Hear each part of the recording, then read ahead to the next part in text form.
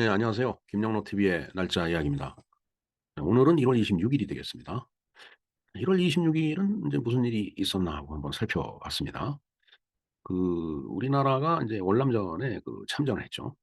요즘은 이제 베트남 전쟁이라고 얘기를 하는데, 물론 이제 처음에 병력이 파견된 것은 1964년 7월 31일입니다.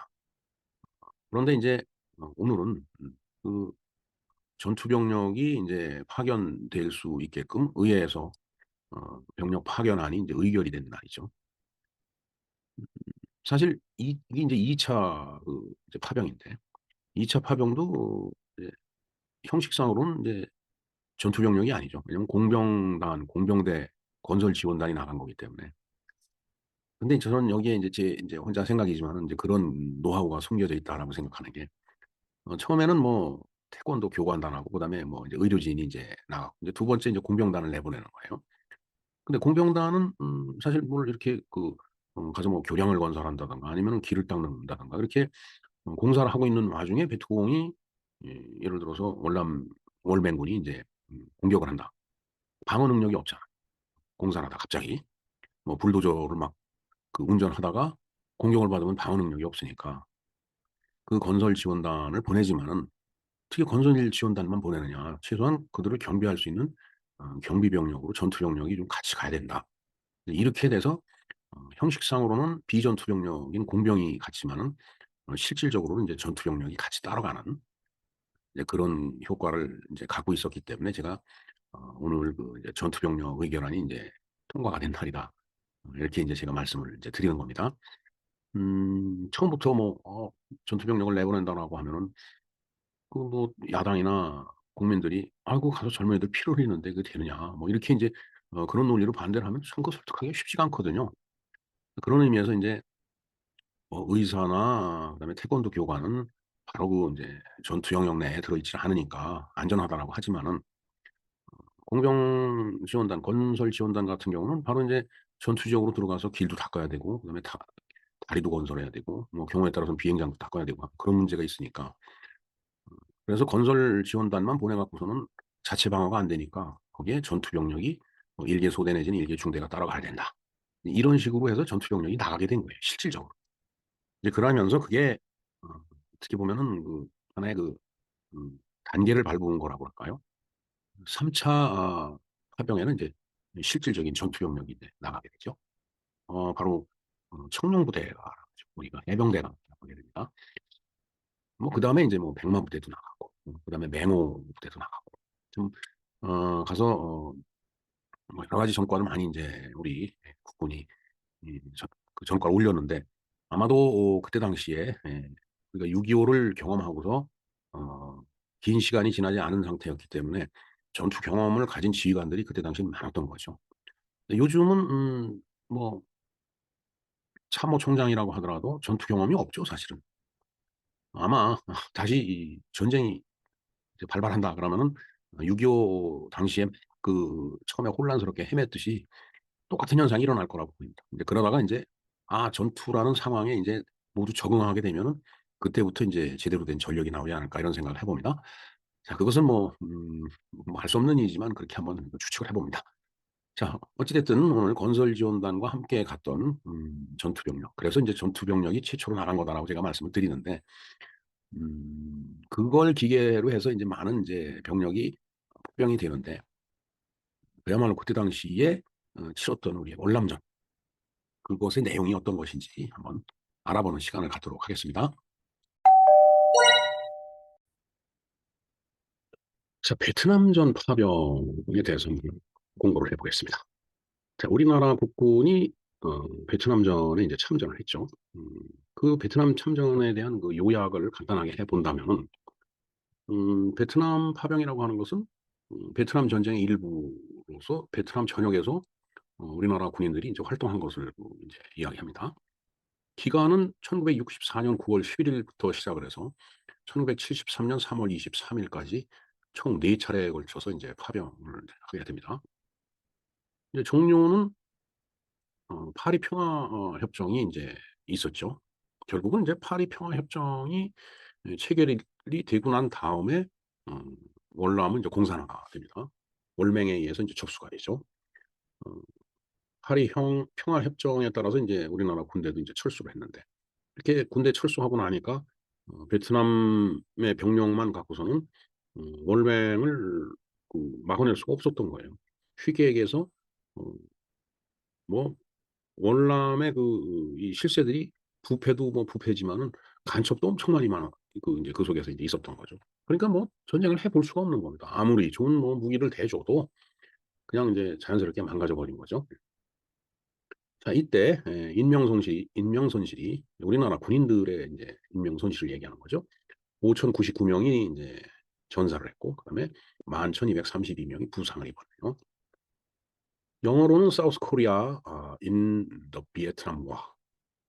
그다음에는 이제 월남말로 이렇게 뭐 썼는데 뭐잘 모르겠습니다. 한콕 트롱 칭트란 비에트남 아유 뭐, 뭐 그렇게 읽으면 되겠죠.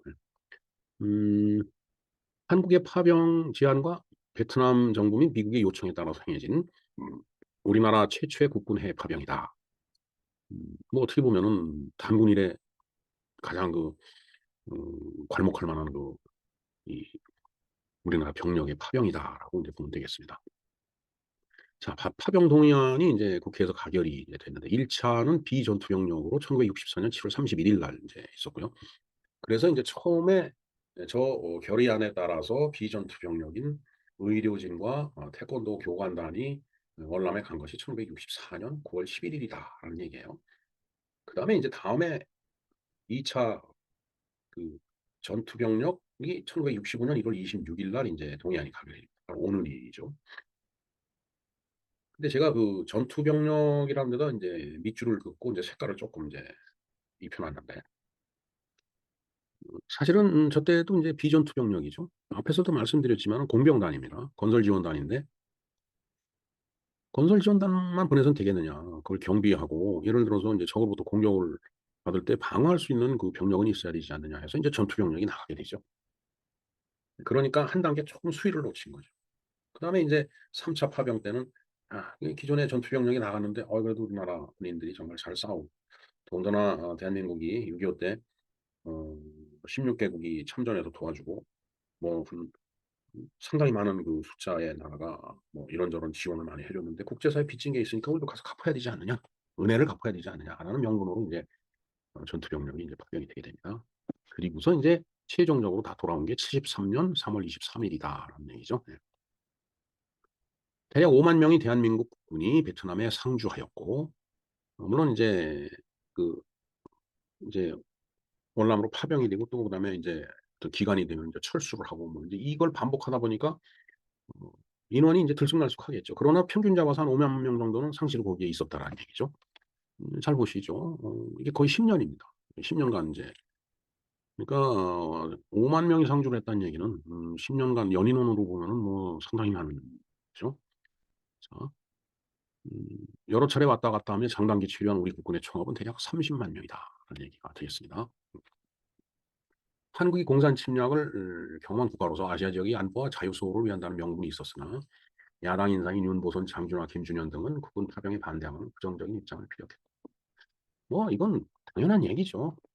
음, 야당의 입장이라는 게 정부를 체크 앤 밸런스죠. 견제와 균형을 잡는 그런 이제 역할을 이제 해야 되는 건데 또 그걸 이제 빌미로 해서 이제 정권을 이제 잡으려고 하는 것이 야당의 야당의 기능이고 야당의 역할이고 야당의 의무입니다. 그건 뭐 당연히 젊은 군인들이 해외 파병을 가서 전투를 벌이러 가는데 그 걱정스러운 면이 있지 않겠어요? 당연히 당연히 그거 걱정해야 됩니다. 그러니까 야 이거 우리나라 젊은이들이 나가서 희생당하는 거 아니냐, 난 반대한다 하고 충분히 전애들이 할 수 있는 얘기라고 봅니다. 그리고 부정적인 입장을 가진 사람도 있겠죠. 그러나 어떤 시대의 사명이라고 할까, 그다음에 그 시대 상황, 우리의 입장, 뭐 이런 것들 저런 것들을 다 감안하면은 파병하지 않을 수 없다라고 해서 결국은 파병이 되는 거죠. 자, 개요를 보겠습니다. 월남전에 초대 주월 한국군 초대 사령관 및 통합사령관 최명신 육군 중장이 되겠습니다. 네, 여기 어, 그 사진이 보이네요. 예, 자, 최명신 장군은 1951년에 제7사단 오연대장으로 이제 부임을 했는데 그때 아버지가 저희 아버지가 이제 저기서 이제 6.25 때 전투를 하고 있었다라는 그 얘기죠. 예. 그래서 이제 최명신 장군에 대해서 제가 소개를 할 때 그런 이런저런 이야기를 제가 말씀을 드렸는데 그 영상을 제가 이렇게 올려놨습니다. 링크를 걸어 드릴 테니까 한번 참조해 주시고요. 전세가 치열해지기 시작한 1965년부터 휴전협정이 조인된 1973년까지 파병을 이제 거의 10년간 한 겁니다. 베트남전 참전 8년간 총 31만 2,853명, 최대 5만 명. 가장 많이 상주할 때가 5만 명이었다라는 얘기죠. 병력이 이제 파견이 이제 됐다라는 얘기가 되겠습니다. 미국 다음으로 베트남 전쟁에 깊이 개입하였으며 미국으로부터 참전 수당과 차관을 받아내게 되었다. 사실은 이 당시에 우리나라가 돈이 없었죠. 그러니까 뭐 고속도로도 놔야 되고 그다음에 제철소도 만들어야 되고 뭐 이래야 되는데 돈이 없으니까 음, 서독에 이제 탄광부와 이제 간호사를 이제 뭐 내보내고 인력 성출하고 어, 결국은 일본이 우리나라 6.25 사변의 특수를 받듯이 경제적인 그 이득을 위해서 우리나라가 저런 역할을 할 수밖에 없었던 그런 상황이었다고 저는 봅니다. 물론 뭐 부정적으로 얘기하는 사람들 그 충분히 이해합니다. 그 사람들의 말을. 1966년 10월 필리핀 마닐라에서 열린 참전국 정상회담에서는 주도적 지원 국가라는 점에서 박 대통령이 기조연설을 행하고 여기서 박 대통령은 박정희 대통령입니다. 박근혜 대통령이 아니고 베트남 평화 방안으로서 협상 전에 공산주의자들이 침략을 중지하고 베트남의 의사를 존중할 것 등을 제시를 했다라고 되어 있습니다. 자, 그다음에 또 중요한 것이 외화 획득이라는 경제적인 이득이 부수되고 한국군 현대화를 골자로 한 브라운 각서를 만들어냈고 그다음에 전투에 참전했기 때문에 참전 경험을 또 획득하게 됐다는 얘기죠. 73년이니까 제가 군대를 간 게 78년입니다. 그러니까 저때 막 돌아오는 사람 그 병력들이 제대한 하고 나간 지 몇 년 안 돼서 이제 군대를 가갖고 그때 사병들이 그런 얘기를 했었어요. 자기가 쫄병으로 오니까 내관 저쪽에 월남전 참전했던 그 고참 병사가 안정하고 있었다고. 저는 그 월남전에 참전한 병사를 보지는 못했지만 어, 그때 당시에 제가 군 생활할 때 고참들은 쫄병으로 왔을 때 그 베트남 참전 용사를 보는 사람들도 있는 거예요. 물론 뭐 그 기간이 길지는 않았을 것 같습니다. 어찌됐든 그 브라운 각서를 통해 갖고서 한국군이 이제 현대화를 이제 하게 되죠. 음, 제가 육군 소위에 인관된 게 1978년인데 저희들은 교육받을 때 M1 소총을 들고 교육을 받았습니다. 그러니까 78년 인관인데 그때까지 뭐 비록 후보생 입장이었지만은 M1 소총을 들고서 교육을 받았어요. M16 교육도 받았죠. 음. 단지 샘플로 몇 대 이렇게 이제 갖고 온 걸 분해하고 조립하고 그다음에 이제 사격할 때 이제 어떻게 이제 M1하고 약간 뭐 거의 비슷하지만은 좀 다른 면이 있으니까 그걸 익히기 위해서 이제 M16 사격도 이제 후보생 때는 해봤지만 자대를 가니까 이제 M16 그 소총을 다 개인화기로 갖고 있더라고요 사병들이. 음, 어찌됐든 그를 통해 갖고서 우리나라 군인들의 개인 후기도 M16으로 바뀌었고 여러 가지 그 이제 관련된 군 장비들이 이제 현대화가 됐죠. 사실 뭐 6.25 때 보면은 음? 그 일제 시대 때 그 쓰던 그런 그 소총을 갖고 있다가 이제 그 새벽에 기습 공격을 받은 거잖아요. 전두환 대통령은 이 전쟁에 연대장의 신분으로 참전을 했었다. 예, 예, 정말 그 참전 경험을 이제 많이 이제 갖추게 된 거죠. 베트남 전쟁 파병은 한국 경제에 활로를 트고 군을 현대화하는 데 기여를 했다. 예, 정말 저건 굉장히 큰 어, 우리로서는 큰 기회였죠. 그러나 베트남전이 이제 종전된 후에 베트남은 공산화가 됐죠. 그래서 보트 피플이라는 게 그때 이제 거기서 나온 겁니다. 그래서 보트를 타고 해상으로 다 탈출했는데 그걸 또 이제 뭐 미국이고 어디고 다 그걸 또 건져 갖고서 이제 데려다가 이제 미국 땅에 살게끔 그렇게 해주고 하는 그런 조치를 많이 취했었죠. 그 사람들을 보트 피플이라고 얘기를 하죠. 그러나 세월이 흐르다 보니까 그렇게 공산화가 된 베트남은 어, 어떤 이념적인 거보다는 그네들은 민족주의적인 관점이 더 강했기 때문에 이념이 그렇게 크게 침범하지 못한 나라. 물론 뭐 지금도 사회주의 국가지만 북한 같은 체제는 아니다라는 그런 얘기죠. 그러니까 거기에 여러 우리나라뿐만 아니라 다른 나라 우주수한 기업들이 들어가서 거기서 공장을 짓고 거기서 생산을 하고 또 노동력이 값싸기 때문에 가격 경쟁력이 이제 가능한 거죠. 네. 그 부분 베트남이 굉장히 영리하고 현명한 길을 걸어갔다라고 보여집니다. 자, 그다음에 전쟁의 배경을 한번 볼까요? 왜 월남전이 일어났는지. 1964년 8월 2일 미 해군 구축함 매독스호가 월맹군의 공격을 받는 통킹만 사건이 발생을 했다라고 되어 있습니다. 뭐 일부에서는 저게 조작극이라는 음모론이 있긴 합니다. 근데 뭐 하겠다라고 그걸 조작을 하겠어요, 진짜. 그 이전에는 이제 프랑스 군들이 이제 이 월남을 이제 그 식민 지배하고 있었죠. 그러다가 이제 뭐, 참, 이 동남아시아도 굉장히 복잡합니다. 그러다 보니까 이제 미국이 이제 여기에 이제 어, 개입을 하게 된 건데, 그러다 보니까 미국이 1964년에 한국에 파병 요청을 했고, 한국군의 참전은 조약상의 의무가 아니라 미국 측의 파병의 대가로 한국군의 전력 증강과 경제 발전에 소요되는 차관 공여를 약속함으로써 이루어졌다라고 돼 있네요. 사실 한미동맹이라는 게 미국이 어떤 침략을 외부로부터 받을 때는 우리 나라도 가서 지켜줘야 되는 그런 면이 있습니다. 조약상에 보면. 근데 물론 이제 베트남에서 이제 전쟁을 하고 있었기 때문에 이제 한미동맹이 뭐 발동될 수는 없는 거였지만은 어찌됐든 그때 당시에 우리로서는 경제를 일으키기 위해서 이제 돈이 필요하니까 그 돈을 만들기 위해서 이제 여러 가지 방법을 강구한 것 중에 하나가 바로 이 월남 파병, 베트남 파병이 되는 거죠. 그때 당시에 우리나라를 그래도 통치하고 있었던 박정희 대통령이 얼마나 많은 고민을 했을까. 내부적으로는 학생들과 야당은 뭐 반대라고 대모를 밥 먹듯이 하는데 저도 그 중에 하나였지만 하여튼 글쎄요.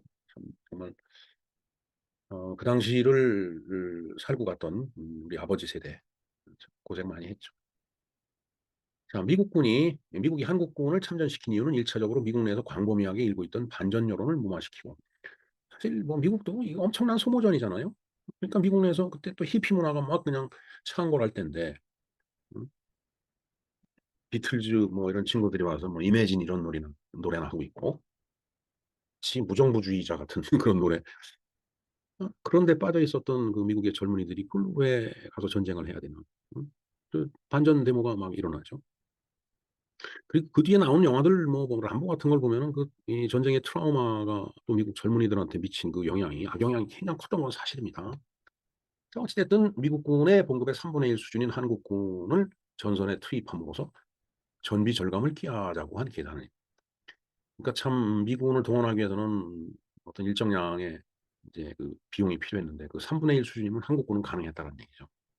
인건비가 그때는 이제 우리나라가 쌌기 때문에 그렇죠. 이제 지금은 뭐 그렇지 않을 겁니다. 자, 그래서 우리나라는 야당의 반대를 무릅쓰고 베트남 파병을 단행을 했다.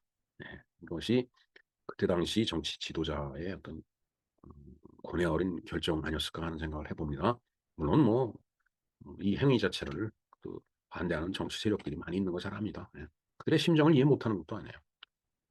참전 일지를 볼까요? 1964년에 존슨 대통령이 이제 남베트남 지원을 요청을 했고, 그다음에 베트남 총리도 또 한국군에 파병 요청을 했네요. 그래서 7월 31일 날 1차 파병 동의안이 가결이 돼서 9월 10일 날 1차 파병을 했는데 의료진하고 태권도 교관단이 갑니다.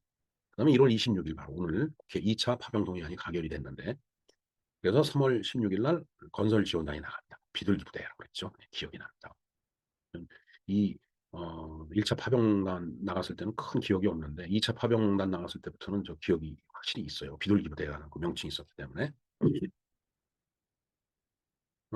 그다음에 이제 아까도 말씀드렸지만은 공병단이 나가는데 방어는 해야 되지 않겠느냐 해서 이제 전투병력이 같이 따라 나가겠죠. 그래서 이제 전투병력 파병이 이때부터 시작된 거다라고 제 개인적으로 판단해서 오늘 이 베트남전을 소개를 하는 겁니다. 그다음에 3차 파병이 나갔죠. 바로 청룡입니다. 청룡. 제2해병여단 청룡부대가 이제 이 청룡부대 나갈 때 그 군가. 우리 전부 또 우리 국민들도 전부 이 노래를 배우고서 열심히 노래를 불렀습니다.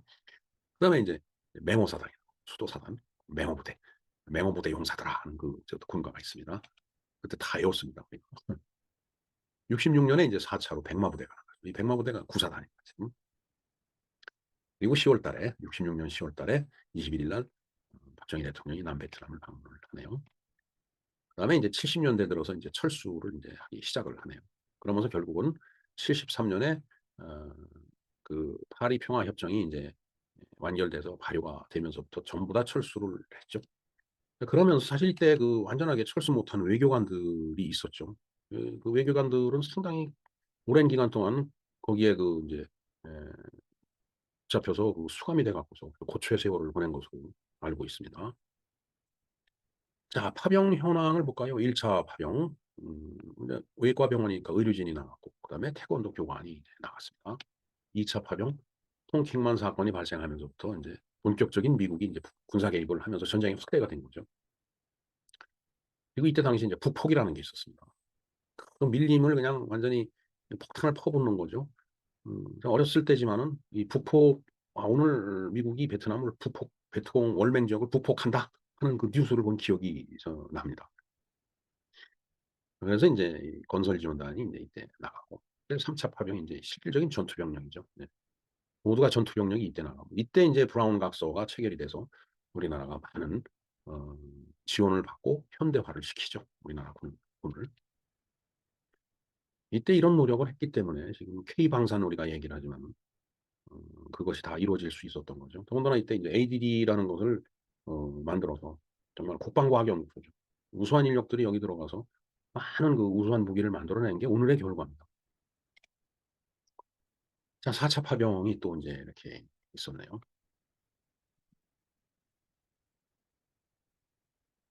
하여튼 이렇게 그 이제 몇 차에 걸쳐 갖고서 이제 파병이 이제 됐었습니다. 자, 그래서 우리나라 그 해병대가 아주 혁혁한 전공을 올린 그 전투가 있죠. 바로 짜빈동 전투입니다. 일개 중대가 일개 연대 병력을 베트콩 일개 연대 병력을 막아낸 완전히 물리친 그 신화적인 전투를 벌린 것이 바로 이 짜빈동 전투죠. 제가 이 영상 썸네일만 띄워놨지만은 링크를 걸어 드릴 테니까 한번 참조를 해 주시기 바랍니다. 자, 참전 병력 현황을 볼까요? 각 연도별로 이렇게 많은 인원들이 나왔습니다. 최대가 49,869명이니까 한 5만 명 정도가 상시 거기 이제 있었던 거죠. 그러면서 다시 줄어들면서 결국은 모두 이제 73년에 철수를 하게 됩니다. 그다음에 이제 참전 병력이 32만 5,517명이 그중에 육군이 이제 대부분을 차지하겠죠. 그다음에 이제 사망자, 그다음에 이제 부상자, 실종자 이렇게 그 숫자 데이터가 통계가 나와 있습니다. 그래서 육군은 23.9명당 1명꼴로 전사를 했고 해병대 측은 8명당 1명이 전사자로 이제 됐죠. 그러니까 38이 24니까 해병이 그 전쟁의 위험도가 3배 정도 더 컸었다라는 그런 얘기가 되겠습니다. 그다음에 이제 그 고엽제, 그 밀림이 이제 너무 오고져서 이제 앞이 분간이 안 되니까 그 밀림을 고사시키기 위해서 이제 고엽제를 이제 살포를 했죠. 고엽제를 이제 살포를 했는데 그 고엽제의 피해도 이제 엄청난 거죠. 15만 9,132명이 고엽제 피해를 본 것으로 되어 있습니다. 그래서 그 CCR이 부른 노래가 있죠. Have you ever seen the rain이라는 노래가 있습니다. 너 비 오는 걸 본 적이 있느냐? 그게 이 고엽제가 마치 고엽제를 뿌릴 때는 하늘에서 비가 오는 것 같았기 때문에 그걸 보고서 만든 노래가 음, Have you ever seen the rain이라는 CCR의 노래다 하는 말이 있습니다. 실제 그런지는 모르겠습니다. 자, 이렇게 월남에 파병을 해갖고서 얻은 여러 가지 그 이제 경제적인 이득을 갖고, 어, 우리가 본 파급된 그 효과는 첫째, 현대화가 됐다. 국군의 현대화 장비를 지원할 수 있었다. 그다음에 두 번째로 해외 전투 수당과 원조 수당 등 이런 것들을 이제 추가로 지원했는데 전부 경비를 미국이 부담을 했어요.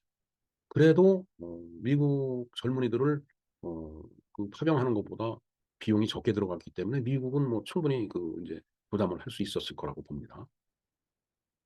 자, 어떻게 보면 아이러니죠, 사실은. 네.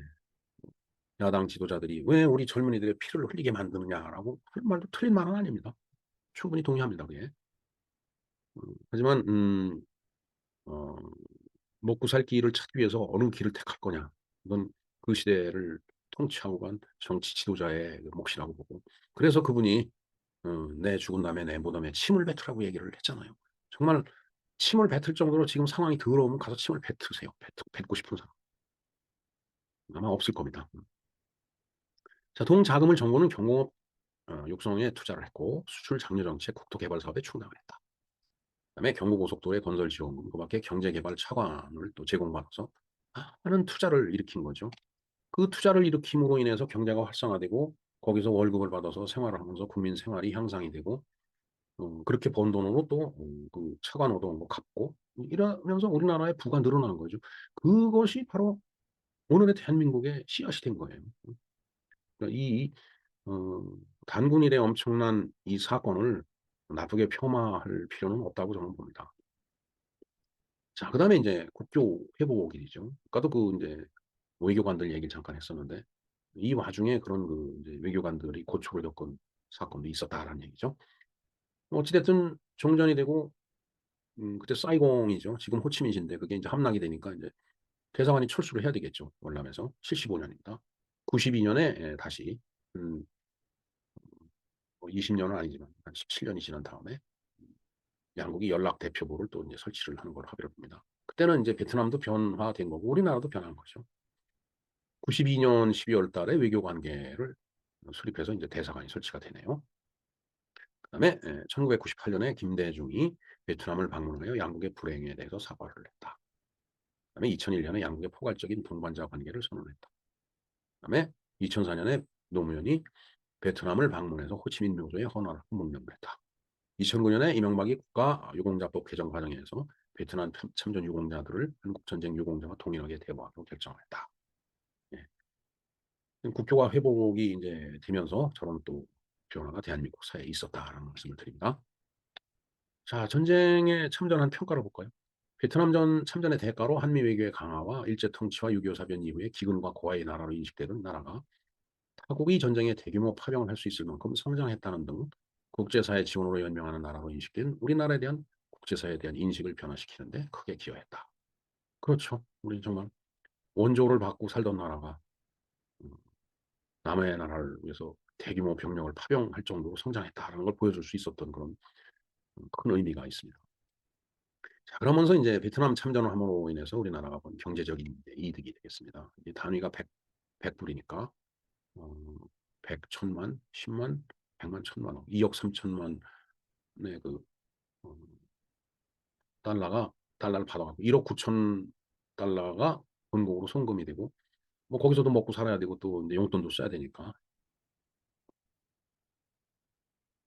4천만 달러 정도는 이제 현지에서 이제 썼네요. 자, 이게 이제 토탈이 되겠습니다. 그 연도별 그 이제 숫자는 이렇고요. 자, 군장병이 해외 수당 근무 수당으로 벌어들이는 수입액은 총 2억 3,556만 달러다. 그중에 82.8%가 1억 9,511만 달러가 국내로 송금이 돼서 국토 건설에 경제 발전에 활용이 됐다. 그다음에 이제 전쟁에 조달하는 군수납품, 군수물자 납품, 그다음에 용역 사업 이거 전부 우리나라 기업을 여기에 참여시킴으로 인해서 베트남전에 특수를 또 누렸죠.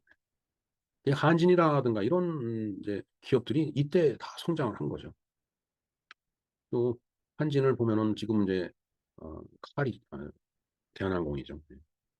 그 전쟁터를 누비면서 어찌됐든 그 돈을 벌어 갖고서 성장한 기업입니다. 그들의 노력을 폄훼할 수는 없어요. 자, 외화 송금에 힘입어 당시 내수산업과 수출이 성장하여 호황을 이뤘다. 전투병 파병 직전이 1964년 한국의 1인당 국민총생산은 103달러에서 베트남 한국군 철수가 끝난 1974년에는 541달러로 5배가 성장을 했네요. 또한 베트남 참전으로 M1 재래식 병기 제가 1978년 초까지 썼던 재래식 병기가 M16으로 자대를 감음으로 인해서 M16으로 이제 저희들이 소총 지급을 받았죠. 병기와 군용 장비의 현대화, 대량 등이 이루어졌다고 되어 있습니다. 자, 부정적인 시각이 있죠. 아까 제가 말씀을 드렸지만 충분히 이해할 수 있더라고요. 이 사람들의 주장을. 윤보선, 장준하, 김대중, 김주현 등 한국군 파병에 반대하거나 부정적인 입장을 피력을 했다. 뭐 당연히 저런 의견 나올 수 있습니다. 그들은 박정희는 젊은 장정들의 피를 팔아서 정권 연장에 활용하야 된다고 비난을. 뭐 정적이기 때문에 뭐 충분히 할 수 있는 말입니다. 김대중은 베트남을 방문해서 베트남 전쟁 참전에 대한 사과를 해야 합니다. 이 사과 함부로 할 일은 아닙니다. 사실은 또 베트남 쪽에서 그렇게 그걸 또 요구하지도 않았다고 그러더라고요. 정확한 거는 뭐 제가 잘 모르기 때문에 더 이상 깊은 말씀은 드리지 않겠습니다. 학계에서는 베트남 참전을 베트남의 민족해방운동을 방해하였다고 해서 비판적으로 평가를 하기도 한다. 예, 아까도 제가 말씀드렸지만 이 사람들은 뭐 공산주의다, 뭐 시장경제다라고 하는 이념적인 것보다는 민족해방, 민족주의적인 성향이 강했기 때문에 그 사람들이 나라를 통일하려고 하는데 왜 끼어들어갖고 방해했느냐라고 이제 비판을 이제 한다는 얘기죠. 뭐 비판할 수도 있죠. 예. 근데 비판받은 거 이상으로 우리가 여기서 더한 것을 얻어내지 않았나 하는 게 제 생각입니다. 뭐 세상 일 하는데 빛과 그늘이 다 있게 마련 아니겠어요? 자, 그래서 이제 문학 작품이 이제 많이 나왔습니다. 성서경의 무기의 그늘. 뭐 별로 입에 올리고 싶지 않은 사람이네요. 그다음에 하얀 전쟁, 안정유. 제가 하얀 전쟁은 영화로도 본 것 같습니다. 머나먼 송바가, 인간의 새벽, 황색인. 영화, 월남에서 돌아온 김상사. 네, 이거 있었죠. 그다음에 이제 하얀 전쟁, 머나먼 송바가, 알 포인트, 임은 먼 곳에, 국제시장. 다 봤는데 풍속소매는 제가 못 본 것 같은데요. 네. 자, 노래가 또 이제 이때 지금 한국의 디바죠. 네. 김추자가 부른 월남에서 돌아온 김상사가 이제 있습니다. 정말 참 그때 당시로서는 획기적인 노래였습니다. 그다음에 조성모의 아시나요? 자, 죄송하지만 2000년대 요때 나온 노래 제가 잘 모릅니다. 아시나요? 전 모르십니다. 모릅니다. 그다음에 이제 님은 먼 곳에 2008년. 예. 이 노래는 아마 리메이크한 거 아닌가요? 님은 먼 곳에라는 노래가 있죠. 그것도 김추자 노래일걸요? 그다음에 만화의 뭐 조각은 알고 있다. 황색탄. 뭐 만화를 나이 들어서는 만화를 거의 안 봐갖고 잘 모르겠습니다. 뮤지컬 천국의 눈물. Tears of Heaven. 멋있는 말입니다. 네, 이상과 같이 베트남 전쟁에 관련한 우리나라 군장병의 원론 파병에 대해서 그 내용을 간략하게 알아보았습니다. 네, 이 자리를 빌어서 국가사의 명을 받고 전쟁터에서 장렬히 산화한 국 영령들이 안식과 영면을 기원드리는 바입니다.